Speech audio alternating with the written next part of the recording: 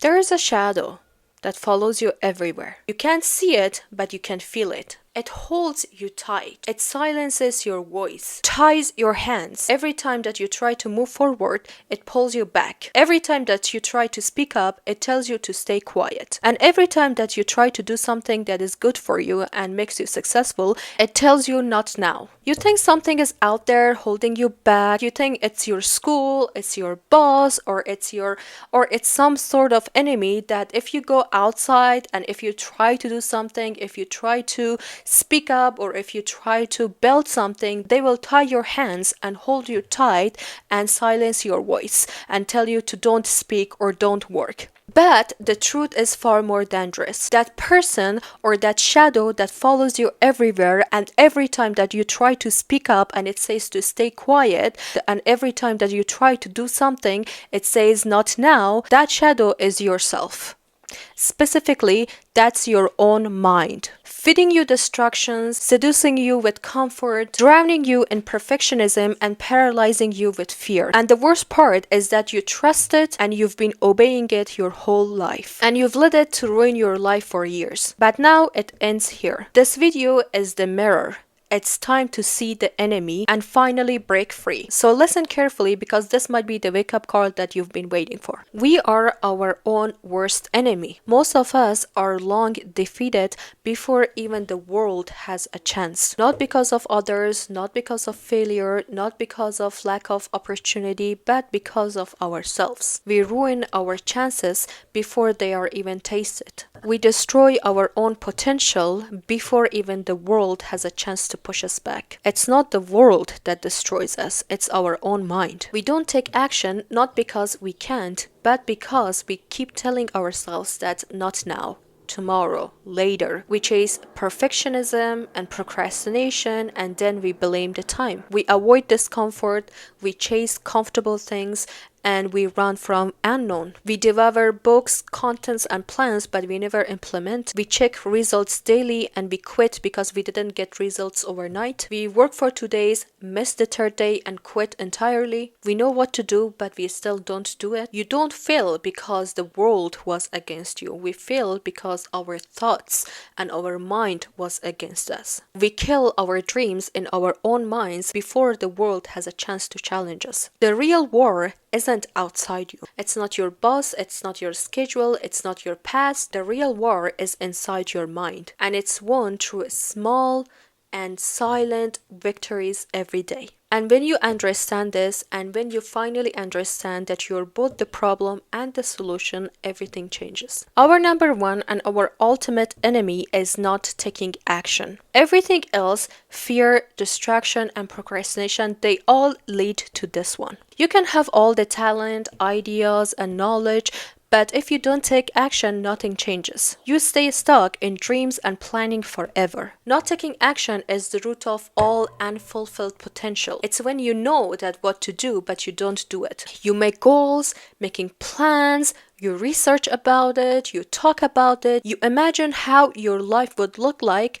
with that thing, but you never do anything. But you never move and you stay in your head. You wait for the right time, wait for the right mood. In most cases, you don't fail because the goal was impossible. You fail because you never even begun. Not taking action is not deadly. It will not steal everything from you at once, but it steals your days one by one. One delay becomes a habit, and one excuse becomes an identity. And eventually you can't even trust yourself, because every time that you say that I'm going to do something, you give in and you didn't do it, and you proved every time to yourself that you are not a person that can be trusted. You know that what you're capable of, but the outside world will never see it because you never bring it to life. We end up feeling stuck, not because the goal is scary, not because the goal is impossible, but because we haven't taken enough consistent action to see the result and become the person that we are meant to be. You end up feeling stuck, not because the goal was impossible, not because you were not talented or anything, but because you didn't take consistent action for long enough to become the person that you're meant to be. You don't need to be the smartest, you don't have to have everything figured out, you just have to act. Our next enemy, which is just as dangerous as not taking action, is distractions. Distractions aren't accidental anymore. They are designed. And worse, we let them in. We invite them in our lives. We know that TikTok will steal 1 hour of our life. We know that checking our phone early in the morning will kill our momentum. We know that the scrolling before studying will make us tired, unmotivated, and overstimulated. And yet, we still do it. You wake up and instead of getting out of bed and setting the tone for the day, you grab your phone, you start checking your social media, 10 minutes turns into 40 minutes, you scroll, you laugh, and you get dopamine from useless contents. And by the time that you get up, your mind has already eaten the dessert before breakfast. Studying feels boring, work feels pointless, you feel lazy, but the truth is that you've been hijacked. That's not laziness, that's self-sabotage. That's your mind, your enemy, feeding you comfort and killing your drive. Taking action once is not enough. Without consistency, you reset every week. You don't build habits, momentum, or results. This enemy steals your progress quietly by making you to restart again and again. Lack of consistency means that you show up whenever that you feel like it, not when it's needed. Lack of consistency means that you rely on motivation instead of on your commitment. You do the right thing once in a while, but not long enough for it to matter. You have goals, but no systems. You build a routine, but you abandon it after 3 days. You study hard for a week, but you abandon it for the next 3 weeks. You rely on motivation to do the things, but you quit when things get boring or hard. Keep restarting and replanning and resetting and again, and you never do something for long enough to build the momentum and results. Inconsistency and lack of discipline, they kill the results because it feels like that every time you're starting from zero, and every time that you quit early, you reinforce the identity that you can't stick to something. Without discipline, even the best plans mean nothing. You don't fail because the system didn't work. You fail because you didn't stick to it for long enough. Our next enemy is resistance. Resistance is the internal wall that stops you even before you begin. It's invisible and it shows up every time that you try to do something meaningful. This is the origin of procrastination and perfectionism. It's the discomfort that you feel every time that you try to take on actions that challenges you or moves you forward. It's not logical, it's psychological. It shows up as I don't feel like it right now. It shows up as a wave of tiredness or brain fog, or it shows up as let me think about it a little more. You haven't even started, but you already feel distracted or drained. Resistance stops you at the start line. You want to do meaningful things, but you can't get yourself to begin. Over time, it makes you to feel powerless because every time that you try to move, something inside you freezes you, and the internal war becomes exhausting. For example, you want to write that essay, but your mind resists. You say, I don't feel like studying now. Suddenly you want to check your email, you want to check your phone. You don't get stuck because the task was very hard. You got stuck because resistance convinced you to not even start. Same as procrastination. It delays your dreams under the illusion of later. This enemy feeds you on comfort and overwhelm. It trains you to avoid the hard works. Procrastination is the act of delaying something important in favor of something easy and something that gives you instant reward right now. It's not about being lazy, it's about avoiding the discomfort. Your brain wants relief, not results. Procrastination ruins progress and builds self-doubt. The more you delay, the more overwhelming and guilty you will feel. You start believing that you're someone who can't focus. For example, you have a major exam that you have to study for, and you say that I'll study at 10 a.m.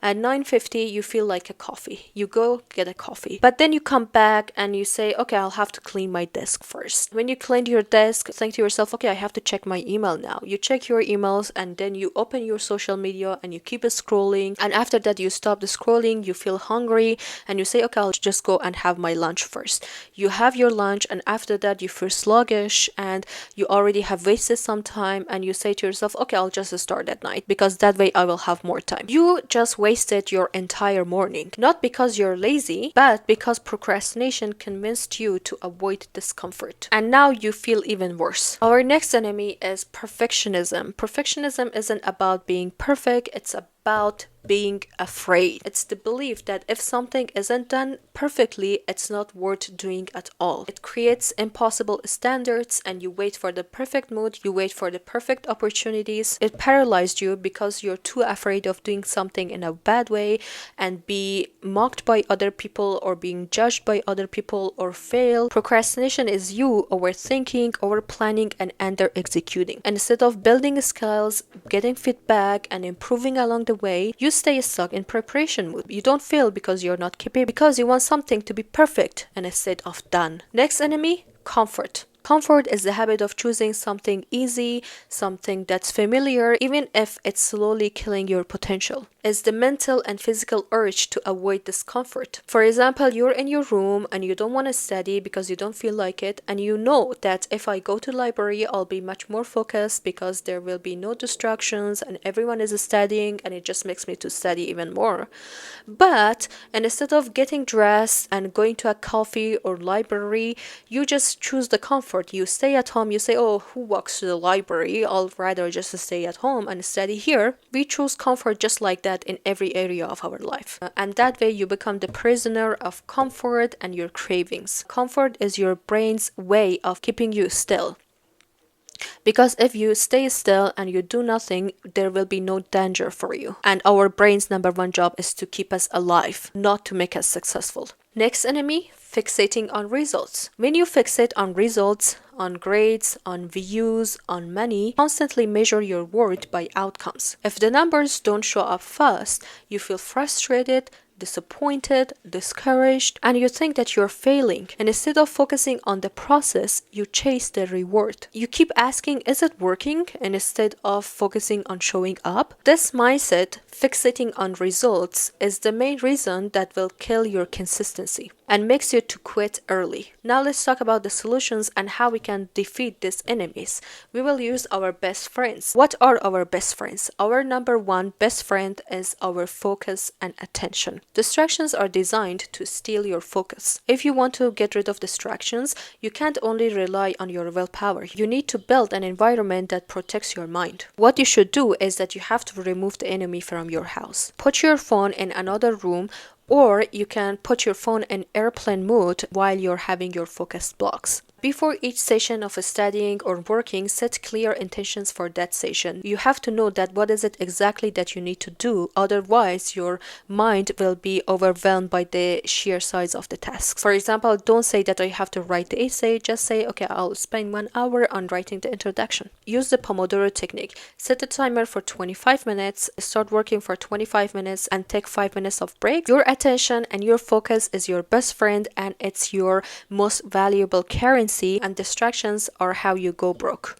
Our best friend against not taking action is taking action. You do the thing instead of thinking about it. It's about moving forward even if it's small, uncomfortable, or messy. Progress matters more than perfectionism or fear. Choose something to do now, even if you don't feel like it. For example, if you've waited to launch a business, you've overplanned, doubted yourself, and delayed, but today, open Canva, make a simple flyer, and post your offer online. No overthinking, no perfect foundation, just action. Taking action, you're not just talking or dreaming, you do something, and with every action, you learn, you receive feedback, and build real confidence, not through books or videos, but through experience. Habits are our best friends when it comes to lack of discipline and consistency. A habit is a repeated action that you do automatically, and it doesn't need any motivation or willpower. And instead of relying on how you feel each day, rely on a habit or a routine. Discipline doesn't mean that you have to force yourself to grind every day. True discipline is having habits that makes discipline automatic. The simplest and most powerful way to build consistency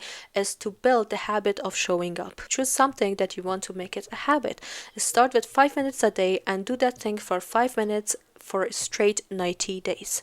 Do that thing daily for 90 days. No skipping, no overthinking, just 15 minutes of action every day. Want to become a consistent student? Study for 15 minutes every day. Want to become a content creator? Work on your content for 15 minutes every day. 90 days rewires your identity. You can expand the time later. For example, after 90 days, once the habit is established, you can expand it to 30 minutes or 1 hour a day. But in the beginning, consistency is more important than intensity. Use a calendar or app, and every day that you complete your 15 minutes of work, you put a cross on it. And your only rule should be don't break the chain. For example, if you want to become a successful student, commit to studying 50 minutes every day at 7 p.m. for the next 90 days. And you track your streaks through a calendar or a habit tracker. Because that way you're building the habit and you're becoming a person who sticks to studying every single night. And our antidote to perfectionism and procrastination is messy actions. Do the work even if it's messy, unfinished, or not polished. Don't focus on making it perfect, focus on getting it done. Launch now, fix as you go. Messy actions get you real progress and real feedback. You gain confidence by doing, not by planning or thinking. For example, instead of outlining your whole essay, just write the first messy draft, and you can edit it or you can fix it later and finish it on time. And if you want to beat resistance, you have to use the 5-minute rule. Resistance lives in the space between intention and action. The more you wait, the stronger the resistance gets. And the way to beat it is to act fast. Don't wait until you're ready. Start when you're uncomfortable, when you're unsure, or when you are afraid. Just start. Action is the antidote. Lower the pressure to be perfect. Get out of your head and just act. Flow and tiny actions will beat procrastination. Tiny actions means that you shrink the tasks so small that it's impossible to avoid. So stop trying to do everything at once and instead focus on the next tiny step. Procrastination thrives on avoidance and on overwhelm. The way to beat it is to get into motion immediately with a small task. Don't say that I will study the whole night. Just say that I will study for 15 minutes. Focus on the first 15 minutes because that is how long it takes to get into flow. And once you get into flow, it will be so much easier to keep going. Our other friend is discomfort. Choose discomfort over comfort. Comfort wants to keep you still, tells you to relax, rest for today, but if you want to take action, you have to be a little uncomfortable. Don't care if you feel like it or not, just do it. Systems and action-based goals are the antidote for fixating on results. Detachment from goals means that you let go of seeing immediate results. And instead, you focus on what you can control, your habits, your routines, and your daily actions. Have action-based goals. And instead of saying that I want to become an A+ student, say that I will study for 2 hours every day. And instead of saying that I want to hit 1,000 subscribers, say I will post one good quality video every week. Focus on what you can control. Don't obsess over results, because if you don't see the numbers, because if you don't see the money, because if you don't see the grades, you will get disappointed. Do things without thinking about the end result. Detach yourself from results, and that way you will have consistency and you will keep going because you're not disappointed by results or numbers. Choose to talk positively with yourself. Actively choose to talk to yourself with strength and belief. If you've been telling yourself for years that you're behind and you're not smart, just stop that for today. Do something differently. Say, I'm not behind. Just say things like, I'm learning, I'm improving, I'm capable. Most people fail not because they are not capable, but because they believe the lies that their brains tell them until those lies becomes their identity. Empowering self-talks will break that pattern. It creates a new mental environment, one that will support you, not crush you. And how do you beat fear? Do what your mind says no to. Do what your mind always says not to do. If your mind says don't talk to that person, don't send that email, don't apply for that job, don't record that video, do it anyway. Scared to join a study group because you feel behind? Join anyway. Scared of posting your first product? Post it. Fear doesn't go away. Action comes first. Courage comes first. Every time that you act despite fear, you weaken it. Your mind will whisper 100 reasons not to act. Don't talk to your instructor, don't send that email, do it anyway. Speak, act, and you can get over it. So that's all I got for today. If you like this video, please consider subscribing to my YouTube channel, and I'll see you in the next videos.